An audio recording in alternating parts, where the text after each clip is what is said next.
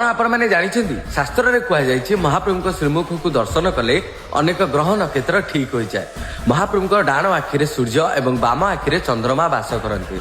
महाप्रभुर दुईटी आखि होउछन्ति सूर्य एवं चंद्र। महाप्रभु नासिकार मंगल ग्रह रही बारंबार दर्शन द्वारा मंगल दोष दूर होता है। महाप्रभु स्वर्ण तिलक गुरु बृहस्पति रही दर्शन द्वारा गुरु बृहस्पति मंगल होता है। महाप्रभु श्रीमुख में चारोटी कोण में शुक्र ग्रह रही दर्शन द्वारा शुक्र पवित्र होता है। महाप्रभु मुखरे थिबा कला रंगरे शनि ग्रह रही दर्शन द्वारा शनिदेव शनि दशा दूर होता है। महाप्रभु मुखार बिंदरे थिबा स्वर्ण आकार रेखार राहु रही दर्शन द्वारा राहु दशा मंगल होता है। महाप्रभु निम्न अंश जहाँ किशोरी रूप कहुए सेठारे केतु ग्रह रही दर्शन द्वारा केतु ग्रह पवित्र होता है। यहीपरि महाप्रभु सर्वांगीन अंग प्रतिदिन दर्शन द्वारा कौन ग्रह आपण को स्पर्श कर।